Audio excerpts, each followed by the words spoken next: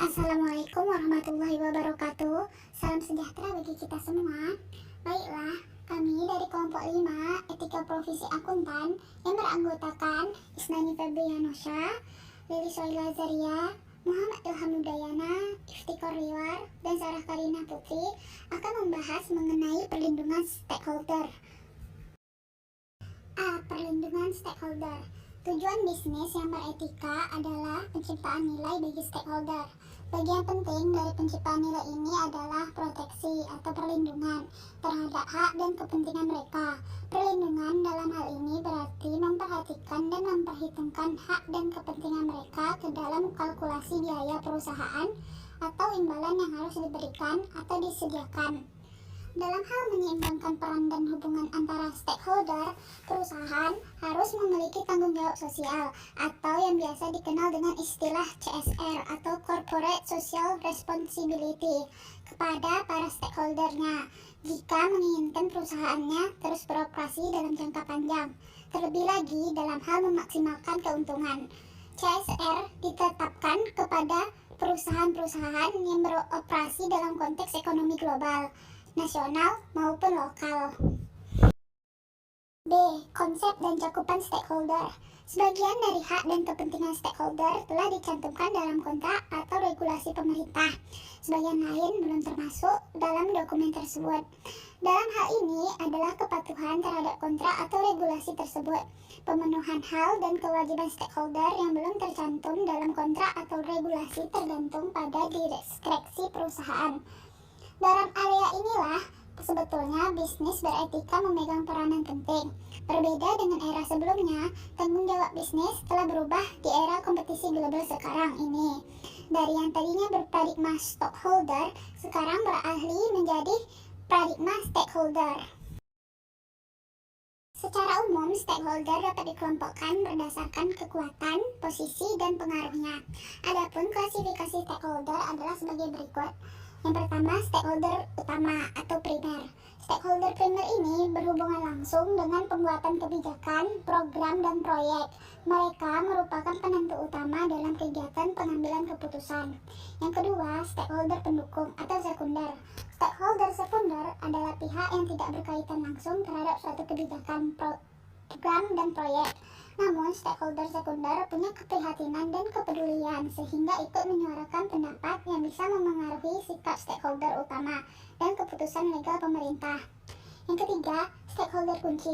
Stakeholder kunci adalah unsur eksekutif berdasarkan levelnya, legislatif dan instansi yang punya wewenang secara legal untuk mengambil keputusan. Contohnya, stakeholder kunci suatu proyek di daerah kabupaten, pemerintah kabupaten, DPR kabupaten, dan dinas yang membawahi langsung proyek yang bersangkutan. C. Perlindungan konsumen. Perlindungan konsumen dimaksudkan agar hubungan antara perusahaan dan konsumen dapat dilaksanakan dengan asas manfaat, keadilan, integritas, dan ikhtikar baik. Perlindungan dilakukan melalui pemenuhan hak-hak dan kepentingan konsumen oleh perusahaan.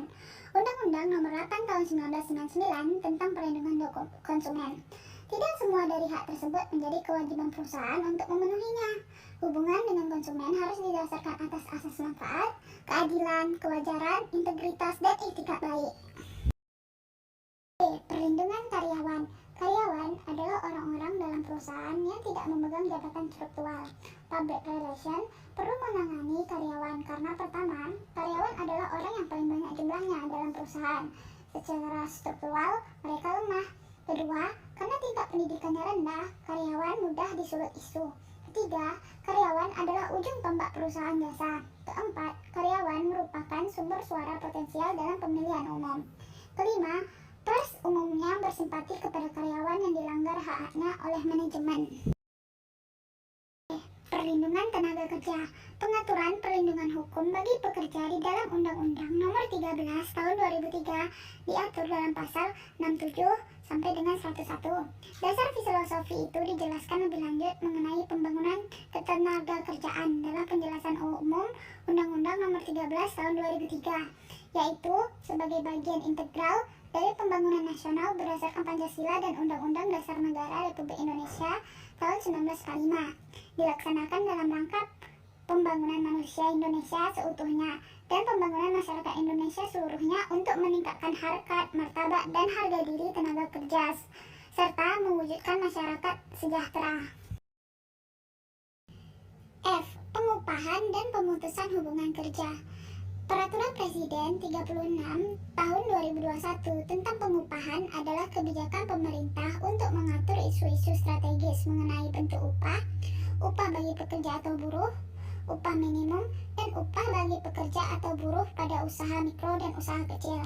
Upah adalah hak pekerja atau buruh yang diterima dan dinyatakan dalam bentuk uang sebagai imbalan dari pengusaha atau pemberi kerja kepada pekerja atau buruh yang ditetapkan dan dibayarkan menurut suatu perjanjian kerja, kesepakatan, atau peraturan perundang-undangan, termasuk tunjangan bagi pekerja atau buruh dan keluarganya atas suatu pekerjaan dan atau jasa yang telah atau akan dilakukan.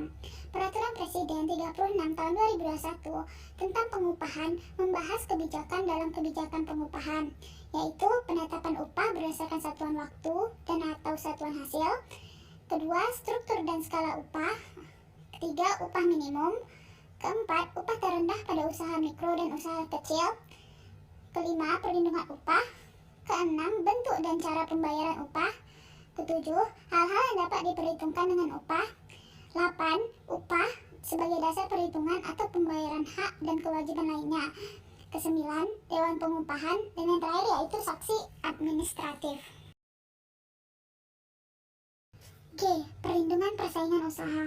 Undang-Undang Nomor 5 Tahun 99 tentang larangan praktek monopoli dan persaingan usaha tidak sehat mengatur mengenai perjanjian yang dilarang, kegiatan yang dilarang, posisi dominan, Komisi Pengawas Persaingan Usaha, dan penegakan hukum.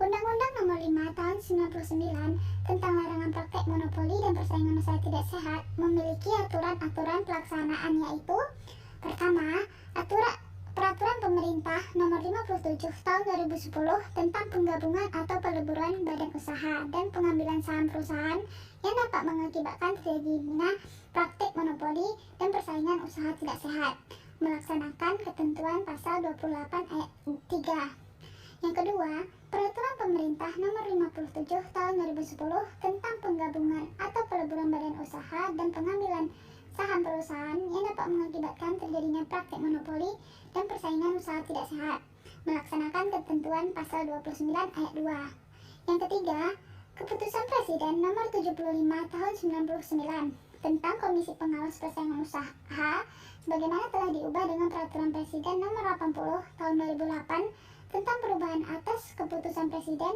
Nomor 75 Tahun 99 tentang Komisi Pengawas Persaingan Usaha, melaksanakan ketentuan pasal 34 ayat 1.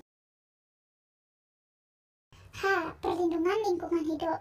Undang-Undang Nomor 32 Tahun 2009 tentang perlindungan dan pengelolaan lingkungan hidup bertujuan untuk melindungi NKRI dari pencemaran dan atau kerusakan lingkungan hidup, mewujudkan pembangunan berkelanjutan hingga antisipasi isu global. Undang-Undang Nomor 32 Tahun 2009 tentang perlindungan dan pengelolaan lingkungan hidup mengakui bahwa lingkungan hidup yang baik dan sehat adalah hak yang harus diperoleh oleh warga negara. Undang-Undang Nomor 32 Tahun 2009 tentang perlindungan dan pengelolaan lingkungan hidup adalah jaminan kepastian hukum memberikan perlindungan terhadap hak setiap orang untuk mendapatkan lingkungan hidup yang baik dan sehat sebagai bagian dari perlindungan terhadap keseluruhan ekosistem. Baiklah, sekian presentasi dari kelompok kami. Terima kasih dan saya tutup. Wabillahi taufiq wal hidayah. Assalamualaikum warahmatullahi wabarakatuh.